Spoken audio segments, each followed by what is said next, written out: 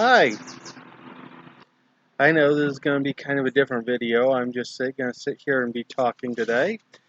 This is Jason, or actually, I got to get used to not saying that anymore, don't I? This, oh boy, is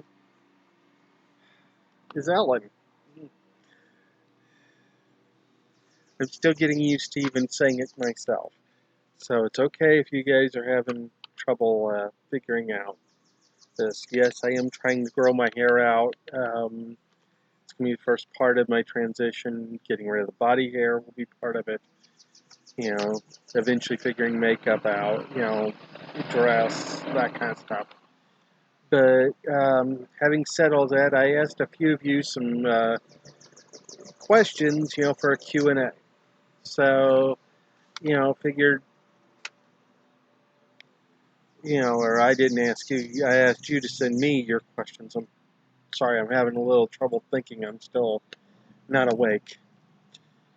But I haven't felt too great the last couple of days, so it's kind of been weird. You'll have to pardon me the background noise. Unfortunately, I am sitting outside, but I didn't want the internal noise because I didn't want copyrighted stuff, getting my video screwed up in case this did do well. So, hopefully, this goes well. But anyway, I asked people on Facebook and Twitter some questions. I unfortunately only got one response on Twitter, but got a few on Facebook, so hopefully this will be a decent video. On Facebook, Whitley Smith, also known as former professional wrestler, Downtown Whitley Brown. Much love to you, girl. Um,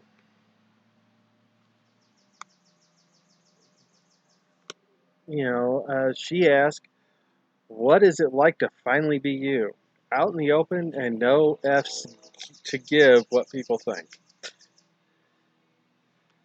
Well, Whitley, hard part is that I kind of still do give an F. I'm sorry I'm censoring myself, but I don't want this video to, if it does do well, to unfortunately get demonetized.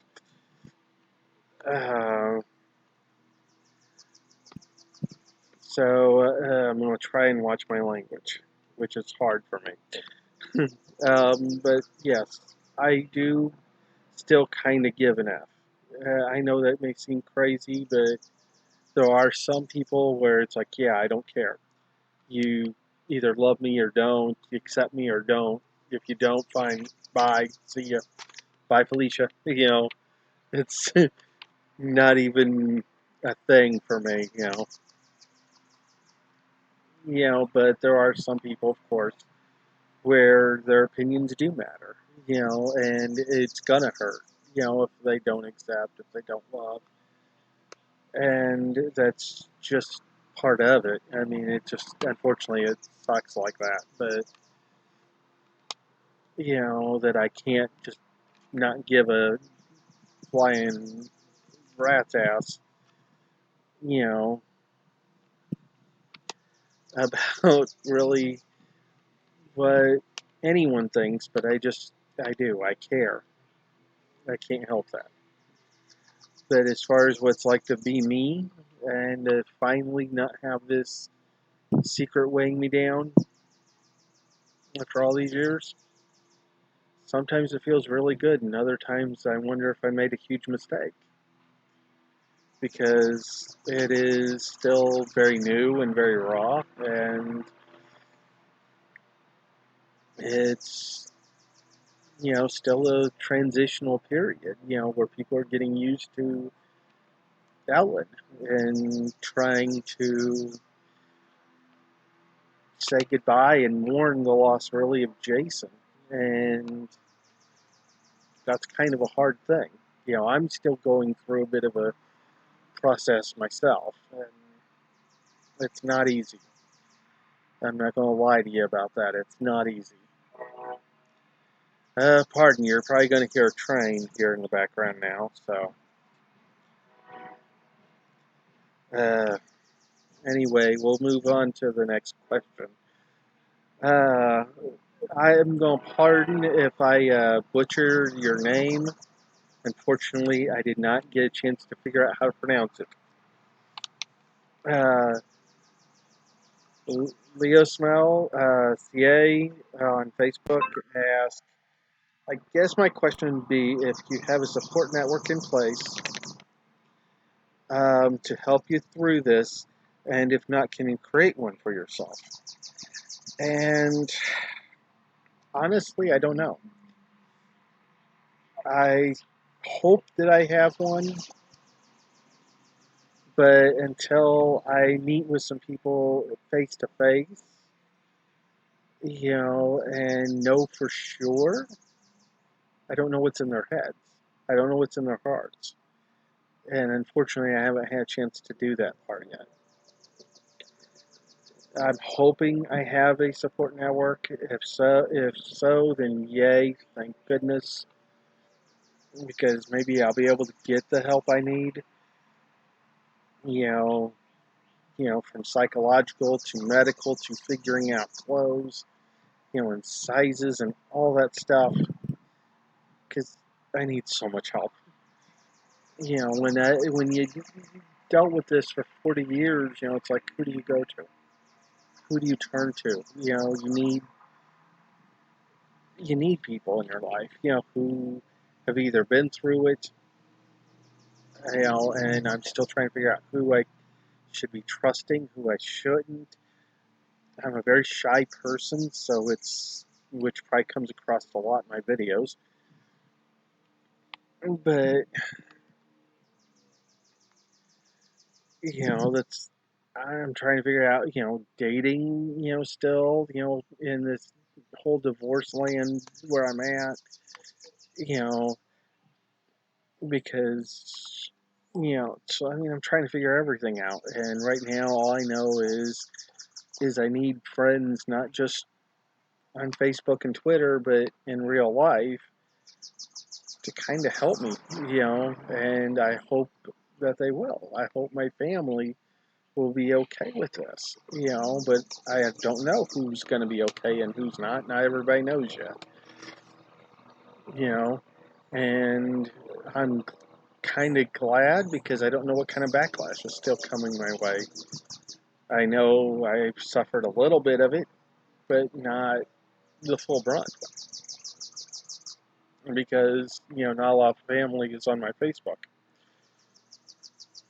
or on my Twitter for that matter. So I don't know who knows what. I don't know what their feelings are on this whole thing. So it's very new and it's just hard to really navigate. Okay, we're going to move to the next one. Jamie Klein asks, how can we help you love yourself more?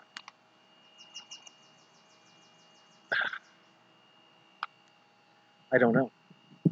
That question makes me cry sometimes because honestly, I don't know. I'm still trying to figure out how to love myself. All the time, and you know, I mean, my soon-to-be ex-wife will be honest and tell you, yeah, I struggle with that all the time. Just loving myself and accepting who I am. It's a very hard thing to do, when I've grown up in such a crazy environment, where, you know, yes, I was always loved and I always knew I was loved, but it was one where I still got bullied and where things went crazy, and I still don't know how, even after all these years later, how do I move on from that when it still keeps replaying up here? And that's the hard part, is when you have PTSD, it doesn't go away.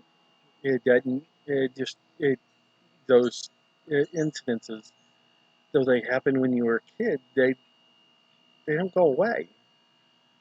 You still, your brain still wants to, is hardwired to replay them over and over again, and to sit here and reinforce the idea that you're nothing. That's what happens with PTSD when you're abused, when you're bullied. It makes it a lot harder to function. And I can only hope that if I get some counseling and I get the help for my transgender issues, and I get on the hormones and I start being able to be myself, that maybe everything will be okay. Judy Saint asks, how should we apologize or act if we make a gender pronoun mistake? And Judy, there were some personal specifics I left out just simply because I didn't want to throw your family under the bus. Um, but overall, and yes, somebody else answered it on Facebook, and probably, in a more personal way, but in a generalized way. I will say the best thing you can do is just say, hey, look, I'm sorry. Most of us know it's going to be an adjustment period, probably a good 6 months to a year before you're really going to feel like you've got it and you're okay. It's okay to make a mistake for most of us, to understand, most of us are kind and empathetic, and we understand, there's an adjustment period. Even if we're loved and accepted by the people in our lives, we know, yeah, it's going to be an adjustment period. And, it's just not easy to deal with things sometimes. And change is hard for some people. So I get it. I really do. Um, but just understand, as long as they know that you're coming from a place of kindness and compassion and empathy, you'll be fine. Honestly, you'll be fine. I promise. And on Twitter, even if your voice shakes, she, her. Sorry, I don't know your actual name, but asked me, when did you realize you were trans? Well, that was kind of one of those things where I've kind of known since I was a little kid, but I didn't really, I kind of addressed this in my last video, and I wish people would watch all the way through. You actually do get to hear my answers to some of these things. Um, but I've kind of known since I was a little kid that I didn't feel comfortable because of the environment I grew up in. It was, we're talking about, the early mid 80s, and then getting bullied, because you want to play with the girls and with the girls' toys, and you're not as comfortable around the boys. That's the two best friends I had were girls. Out there was one boy that was a friend of mine, but and for a while he was my best friend, but unfortunately, after he moved to Nebraska, and understand at the time I was a little kid and we lived in this tiny little town in Oklahoma. He and his family moved to Nebraska, and it was cool, but it was sad. But then he came back about a year later for a visit, and everything just kind of changed. And he changed to me. He felt different, and I was different. And by then, the best friend I had was a girl. And and he just didn't seem like the same kid to me. And so we kind of said, we kind of just parted ways, and and it's kind of sad because we had been blood brothers. We had actually done that. And I know in this day and age, if you know anything about that, you know, that's not a good idea to do that whole thing. It really isn't. Not in this day and age. It really never was. It just you know, um, it was just one of those things where, unfortunately, I if I ever saw him again, I'd hope he's happy. I would want nothing but happiness and love in his life, and wish him all well. But you know, sometimes when you're kids, you realize you're just too different.